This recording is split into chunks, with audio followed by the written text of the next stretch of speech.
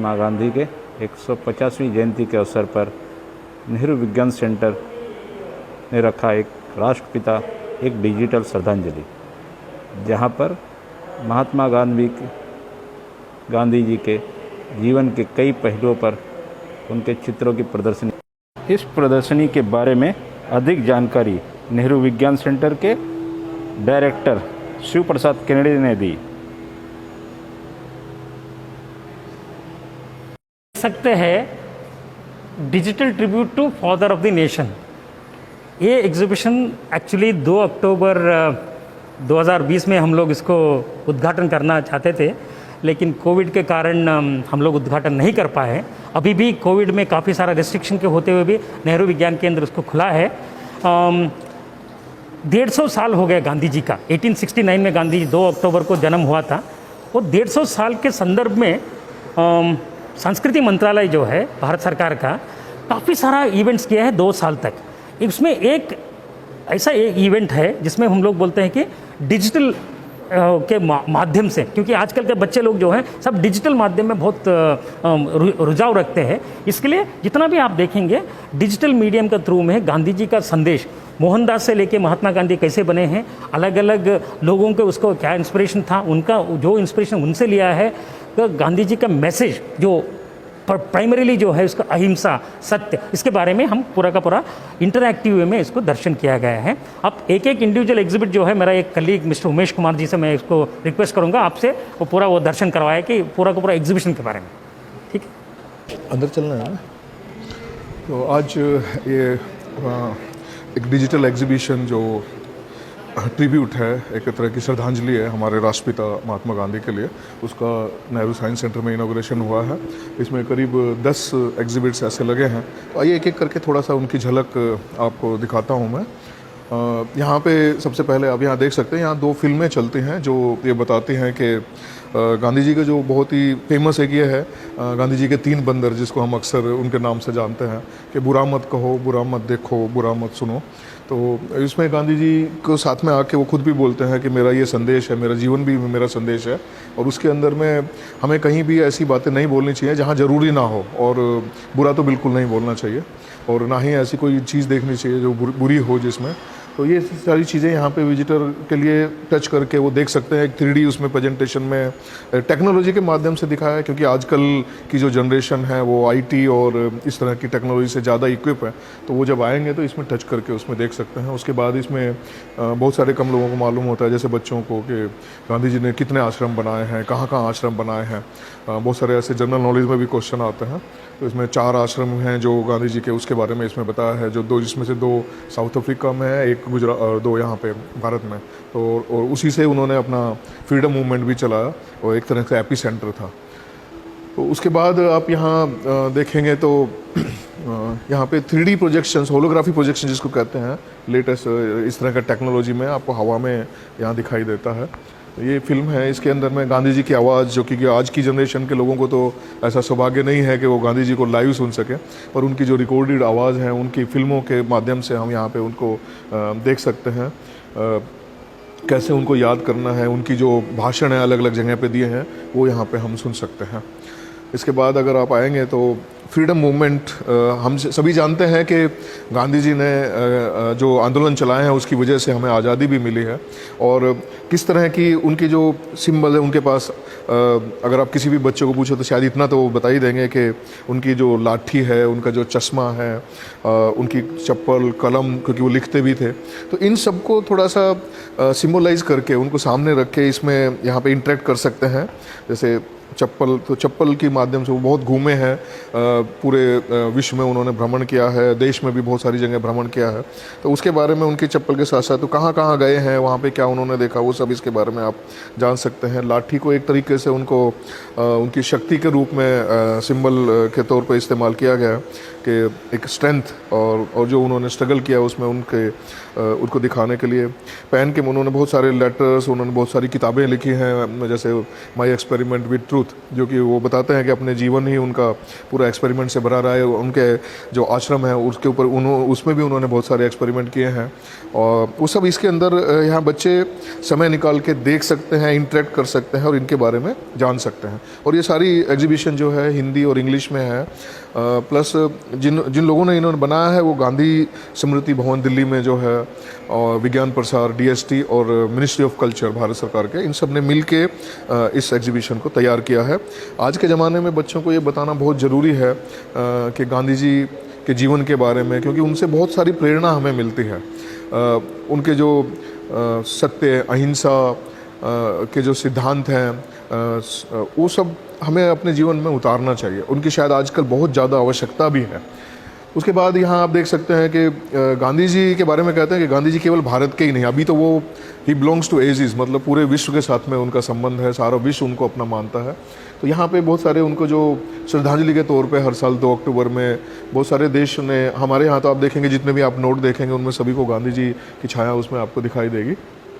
उसके अलावा भी जो विश्व में जिन्होंने श्रद्धांजलि के तौर पे बहुत सारे स्टैम्प्स हैं जो जारी किए गए हैं, नोट हैं, करेंसी हैं, तो उन सब को यहाँ पे आप एक एक करके टच स्क्रीन के माध्यम से देख सकते हैं। मेरी बाईं तरफ जो है यहाँ पे उनके जो बिलोंगिंग्स हैं, उनके स्मारक के तौर पे मिमेंटोज जो है वो सब इसमें यहाँ देखे जा सकते हैं। जैसे उन्होंने हिटलर को लेटर लिखा, गोखले साहब को लेटर लिखा, आइंस्टाइन को लेटर लिखा, तो उन सब चीज़ों का जो कलेक्शन है जो शायद आपको एक जगह मिलेगा, तो वो आप यहाँ पे उन सबको देख सकते हैं। इसी तरह यहाँ पे जो एग्जीबिशन है, यहाँ गांधी जी के विज़न के तौर पे, जैसे मैं बता रहा था कि चश्मे के माध्यम से, वो चश्मा केवल उनका चश्मा देखने के लिए नहीं बल्कि उनके विज़न क्या है। जैसे आप ऐसा कोई शायद फील्ड नहीं होगा जिसमें गांधी जी ने के जो सिद्धांत हैं या जो उनकी टीचिंग्स हैं वो हमें काम ना आती हो। चश्मे के माध्यम से वो उनका विज़न क्या रहा है वो हम यहाँ पर एक्सप्लोर कर सकते हैं। चरखा जो है जिसको हम प्रोग्रेस के तौर पे, उन्नति का एक प्रतीक के तौर पे मानते हैं, और समय किस तरीके से इवोल्यूशन हुआ है, समय के साथ वो क्या क्या उन्होंने किया है, वो सारी चीज़ों को हम इसमें देख सकते हैं। उसके बाद और यहाँ पे कुछ है कंटेम्प्रेरी रेलिवेंस, जैसा कि अगर कि आज के ज़माने में भी गांधी जी के जो टीचिंग्स हैं वो बहुत रेलिवेंट हैं और हम सबको उससे बहुत कुछ सीखने को मिलता है। जैसे आप चाहे राजनीति की बात करें, चाहे आप विमेन एम्पावरमेंट की बात करें, मतलब नारी शक्ति की बात करें, या फिर आप साइंस एंड टेक्नोलॉजी के बारे में बात करें, उनके ऊपर उनके जो व्यूज़ हैं, साइंटिफिक टेम्पर के बारे में, चरखे के जैसे वो बताते हैं कि कैसे हम उन्नति कर सकते हैं, कैसे गरीबों को जो है उठाना, सर्वोदय का जो उनका शब्द है, सर्वोदय मतलब सबका विकास करना है, सबको एक साथ उठाना है। तो वो सारी चीज़ें आज भी उतनी ही रेलिवेंट हैं।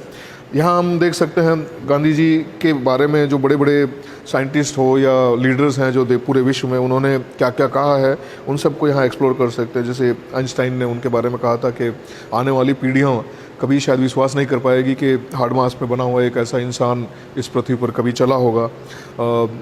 लॉर्ड माउंटबेटन ने भी उनके बारे में कहा कि शायद सदियों तक फिर दोबारा से ऐसा कोई व्यक्ति न केवल भारत में बल्कि विश्व में शायद दोबारा देखने को ना मिले।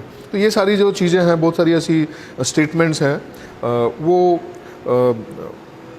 और अमेरिका के एक राष्ट्रपति ने कहा था कि वो बहुत बड़े व्यक्तित्व हैं, वो केवल इंडिया के ही नहीं बल्कि पूरे देश के, पूरे विश्व के लिए उन्होंने इतना कुछ दिया है कि आज भी वो लोग उनसे सीखते हैं। बहुत सारे ऐसे बड़े लीडर्स हैं जिनको आप यहाँ पे एक्सप्लोर करते हैं। Even Martin Luther king, Nelson Mandela, वो सब यहाँ पे उन्होंने क्या कहा है, वो उन्होंने उससे क्या सीख ली है, वो सब हम यहाँ सीख सकते हैं। यहाँ पे ये तो हम एक्चुअली ये लास्ट में आना चाहिए। यहाँ पे उनकी जो फाइनल जर्नी है उसके बारे में यहाँ पे बताया गया है। गांधी जी के पद चिन्ह पर कैसे चला जा सकता है। कस्तूरबा गांधी जी, उनका भी जन्म उसी साल का है, तो उनका भी 150 साल जब हुआ तो उनका भी 150 साल हुआ था, तो उसके बारे में भी इन्होंने बताया है। कस्तूरबा गांधी जी को या पूरी नारी शक्ति को वो कैसे साथ में लेके आए, उनसे उन्होंने क्या सीखा, वो भी इसमें बताया है। वैष्णव जन, ये जो गीत है जो लिखा गया था, इसको 150 ईयर्स जो अभी हमने 150 साल उनकी जयंती के मनाए हैं, तो करीब 150 देशों में पूरे विश्व में उसको गाया है अलग अलग कलाकारों ने, अलग अलग भाषाओं में। उन सब का जो विदेश मंत्रालय है उन्होंने सबको कलेक्ट किया है और उन सारी वीडियो को यहाँ पे आप देख सकते हैं टच स्क्रीन के माध्यम से। जैसे ये इसमें बहुत सा जो भी आप कंटिनेंट देख रहे हैं, इन सभी कंटिनेंट्स में कहीं ना कहीं उसके साथ जुड़े हैं।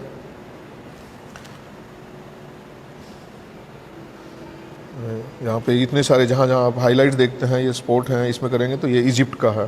तो किस तरीके से उस गीत को उन्होंने गाया है वो यहाँ देखा जा सकता है। फिर वापस अगर आप जाएं तो एशिया में कौन कौन से देश हैं, ये रशिया में, मंगोलिया, चाइना, कोई भी देश में आप देखें तो यहाँ पे वो वीडियो जो है चला के देख सकते हैं कि उन्होंने अलग अलग संगीतकारों, अलग मतलब कलाकारों ने अलग अलग तरीके से उसको गाया है।